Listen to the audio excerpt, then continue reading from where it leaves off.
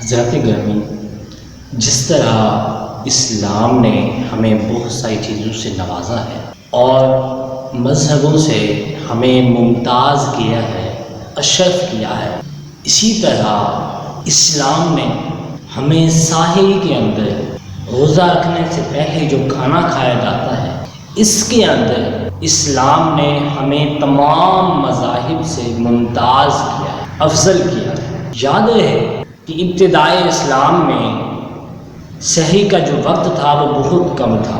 سحری کا وقت صرف مغرب سے عشاء تک ہوا کرتا تھا۔ اس دوران اگر کوئی بندہ سو جاتا تو پھر اب وہ کھانا نہیں کھا سکتا تھا، اب وہ دوبارہ اسے روزہ رکھنا پڑتا تھا، بغیر کچھ کھائے پیے، بغیر افطار کیے اسے دوسرے دن کا روزہ رکھنا پڑتا تھا، چونکہ روزے فرض تھے۔ واقعہ کچھ اس طرح ہے، سیدنا سلمہ بن قیس رضی اللہ تعالیٰ انہوں نے ایک دن روزہ رکھا، اور چونکہ صحابہ کاروبار کیا کرتے تھے، کام کیا کرتے تھے، تو حضرت سیدنا سلمہ بن قیس رضی اللہ تعالیٰ عنہ کھیتوں میں کھیتی باڑی کا کام کیا کرتے تھے، کسان تھے۔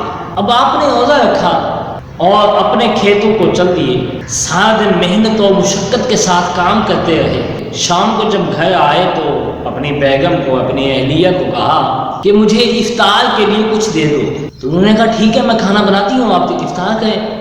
آپ کی اہلیہ کھانا بنانے لگ گئی اور آپ نے بستر پہ ٹیک لگایا آرام کی خاطر، کیونکہ آپ سارا دن کی مشقت سے بڑے تھکے ہوئے تھے۔ آپ نے ٹیک ہی کیا لگایا کہ تھکاوٹ کی وجہ سے نیند کا غلبہ آپ پر طاری ہو گیا، آپ کو نیند آ گئی۔ آپ کی زوجہ محترمہ جب کھانا بنا کر آئیں تو دیکھا کہ آپ تو سوئے ہوئے ہیں۔ اب انہوں نے اظہار افسوس کیا کہ افسوس اب جب اٹھیں گے تو اب کھانا نہیں کھا سکیں گے، کیونکہ ابتدائی اسلام میں جب بندہ سو جاتا تو کھانا کھانے کی اجازت نہیں تھی۔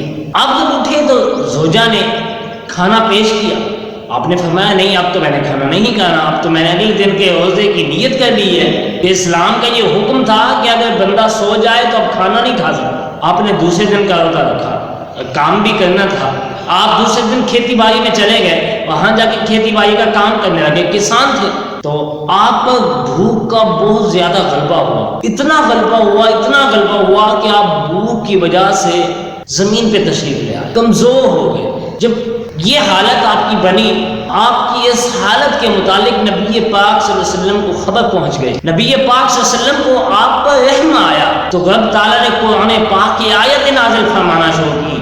رب تعالیٰ نے فرمایا کلوا واشربوا، کھاؤ اور پیو، حتی یتبین لکم الخیط الابیض من الخیط الاسود من الفجر، کھاؤ پیو حتیٰ کہ واضح ہو جائے تمہارے لیے سفید ڈورا سیاہ ڈورے سے، فجر سے، مطلب جب تہجد کا ٹائم ختم ہو جائے تب تک آپ لوگ کھا سکتے ہیں، رب تعالیٰ نے حکم دیا۔ تو حضرات گرامی، یہ تھا ہماری سحری کا جو کھانے کا وقت زیادہ ہوا، اسلام نے وسعت کی، یہ واقعہ۔